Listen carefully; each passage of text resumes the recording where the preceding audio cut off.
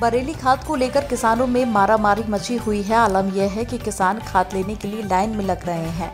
इसके बाद भी अधिकांश किसानों को खाद नहीं मिल पा रही है, जिससे कि किसानों में भारी रोष है।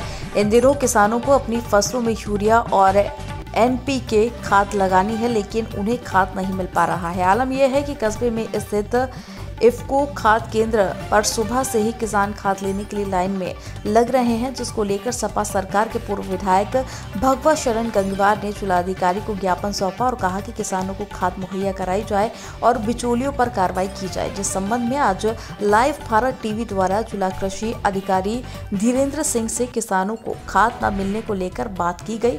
उन्होंने बताया, सुनिए।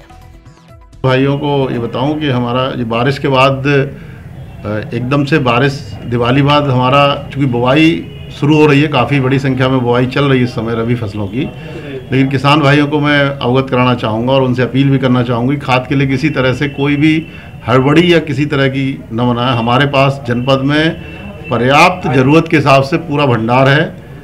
हमारे पास NPK भी आज की स्थिति में हमारे पास 5000 MT NPK है, DAP भी है, 2000 MT हमारे पास DAP भी है और आज 1700 मीट्रिक टन की NPK की रैक हमारे जनपद में आज शाम को ही रात तक ही लगने वाली है, जो कि पूरे ज़िले में विभिन्न जगह जहां पर नहीं अवेलेबल है वहां जाएगी।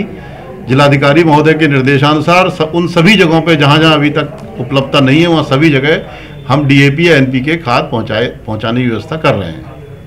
आने वाले दिनों में, अगले 2-3 दिनों में किसान भाइयों किसी तरह की समस्या से सामना नहीं करना पड़ेगा और पर्याप्त खाद उपलब्ध होगी। सर, जैसा कि कहीं कहीं देखने को मिला है कि ओवर रेटिंग में खाद बेची जा रही है, उनके लिए क्या कार्रवाई किस तरीके से?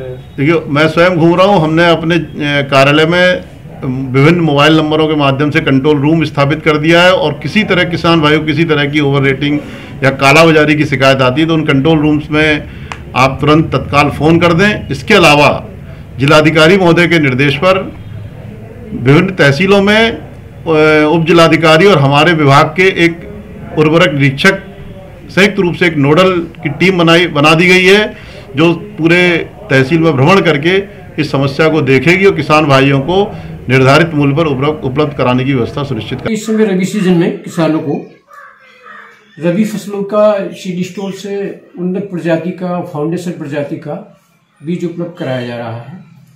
अधिकांश किसान जो हमारा आधारी बीज है उसको लाइक करते हैं, तो इसलिए यहाँ पर गेहूं की उन्नतशील प्रजाति HD 3086 और HD 2967 ये फाउंडेशन बीज काफ़ी मात्रा में किसान ले जा रहे हैं।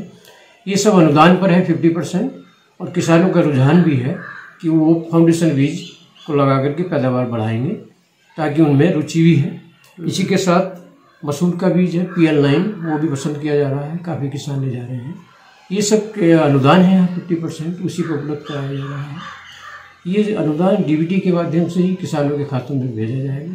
ये सब किसान भली भांति परिचित है। इसी के साथ राई सरसों का भी जो एरिया है यहाँ, उसकी पैदावार बढ़ाने के लिए राजकीय बीज भंडार में जिप्सम की उपलब्धता पर्याप्त मात्रा में है। किसानों को इसको 75% अनुदान पर उपलब्ध कराया जा रहा है और इससे किसान लाभान्वित होंगे। इस तरह से दलहन, तिलहन और गेहूं के उत्पादन को बढ़ाने के लिए ये कार्यक्रम संचालित किए जा रहे हैं। देवेंद्र पटेल की रिपोर्ट।